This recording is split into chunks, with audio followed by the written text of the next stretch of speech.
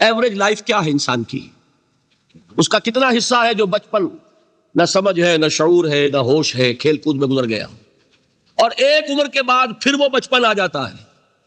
لیکن لا یعلم من بعد علم شیئا، بڑے بڑے عالم بڑے بڑے فاضل پھر بچے بن کر رہ جاتے ہیں، دماغی صلاحیتیں معوف، قوا جو ہے مزمحل، اس کے درمیان کتنا عرصہ ہے؟ میکسیمم وقت جو ملتا ہے انسان کو کام کا، ایکسیپشنل ہے لوگ، لیکن ایوریج جو ہے 30 ایئر سے زیادہ آپ کا زندگی کا جو ہے در حقیقت، جس میں آپ اپنے کسی ارادے سے، اپنے کسی پلاننگ کے تحت، اپنے خود پیش کسی نقشہ کار کے طریقے سے کوئی کام کرتے، تو کیا زندگی بس یہی ہے؟ کیا کریشن کا کلائمیکس جو ہے ذہن مانتا ہے کہ یہ پوری کائنات اس کی وسعت کا اندازہ کرے